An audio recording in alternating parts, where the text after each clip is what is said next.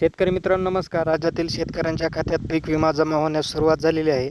शेतकरी मित्रांनो, सरसगट 25% पीक विमा हा शेतकऱ्यांना वितरित केला गेला होता. परंतु ज्या शेतकऱ्यांनी क्लेम केले होते, जसं की दुष्काळ किंवा अतिवृष्टी या किंवा रोगाचा प्रादुर्भाव, अशा प्रकारे ज्या शेतकऱ्यांनी विमा कंपनीस क्लेम केले होते, अशा शेतकऱ्यांना आता विम्याची रक्कम वितरित करण्यास सुरुवात झालेली आहे. तर शेतकरी मित्रांनो, छत्रपती संभाजीनगर, जालना, परभणी, हिंगोली, नांदेड, उस्मानाबाद या जिल्ह्यामध्ये 75% पीक विम्याचं वितरण सुरू आहे. तर शेतकरी मित्रांनो, येत्या जूनच्या 15 तारखेपर्यंत राज्यातील सर्व शेतकऱ्यांना पीक विम्याचं वितरण होईल, असं कृषी विभागाच्या माध्यमातून सांगण्यात येत आहे. परंतु शेतकरी मित्रांनो, पहिला 25% पीक विमा हा सरसकट शेतकऱ्यांच्या खात्यामध्ये जमा झाला होता.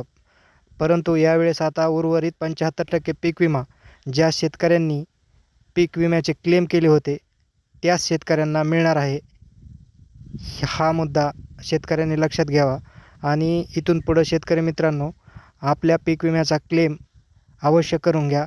कारण जर तुम्ही पीक विम्याचा क्लेम केला नाही, तर तुमची नुकसान झालेली नाही असं पीक विमा कंपनी ग्राह्य धरते आणि तुम्हाला नुकसान भरपाई दिली जात नाही. व्हिडिओ आवडल्यास चॅनलला सबस्क्राईब करा आणि बेल आयकॉन प्रेस करा. धन्यवाद.